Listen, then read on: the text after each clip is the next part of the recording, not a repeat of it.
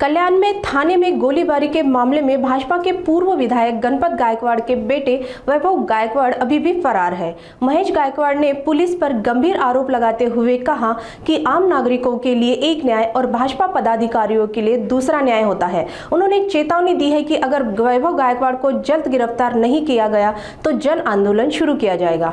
मी गेल्या 15 दिवसात 2 वेळा पोलीस महासंचालक साहेब, त्याचप्रमाणे प्रधान सचिव, पोलीस आयुक्त आपले ठाण्याचे डुमरे साहेब यांना वारंवार 15 दिवसापासून अर्ज करतो आहे की माझ्यावर जो हल्ला झाला पोलीस स्टेशनमध्ये, त्या हल्ल्यामध्ये असलेले सर्व आरोपी अटक का होत नाही आहेत। आताशी शेवटचे 2 आरोपी अटक केले, ज्याने हे सगळं घडवून आणलं, ज्याच्यामध्ये खऱ्या अर्थाने सर्व षडयंत्र रचणारा, प्लॅनिंग करणारा वैभव गायकवाड हा सगळ्या नागरिकांना कल्याणपुरीमध्ये दिसतो, पण पोलिसांना का दिसत नाही? म्हणजे प्रचंड पोलिसांवरती राजकीय दबाव आहे।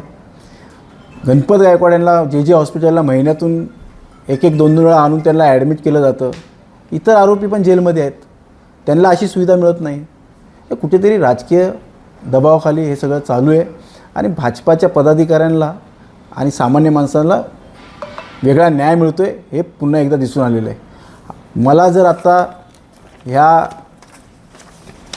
लवकर जर मला न्याय मिळाला नाही आणि पूर्ण आरोपी पकडलं गेलं नाही, गणपत गायकवाड यांचा मुलगा वैभव गायकवाड ह्याला जर अटक झाली नाही, तर मी जन आक्रोश आंदोलन या ठिकाणी करणार आहे। मोठ्या प्रमाणात कल्याणपुरीच्या जनता रस्त्यावर उतरल्याशिवाय राहणार नाही असं या ठिकाणी ठामपणे सांगतो। आणि या कोण सांगतोय, कोण विनवणी करतोय, कोण न्याय मागतोय? अरे मला 6 गोळ्या लागलेत, मी आज जिवंत म्हणून मला न्याय मागायची वेळ आली, नाहीतर आत्तापर्यंत आरोपी सोडूनही दिले असते। ही जी परिस्थिती आहे ही फक्त कल्याणपुरती मर्यादित राहिलेली नाही, पूर्ण महाराष्ट्रभर ही परिस्थिती आहे। या परिस्थितीला फक्त न्याय देण्याचं काम जर कोणाचं असेल तर आपली मीडियाच्या माध्यमातून मला न्याय तरी मागता येतो, नाहीतर हे कधीच हा विषय दाबून टाकला असता आणि या ठिकाणी सर्व आरोपी कधीच सुटले असते।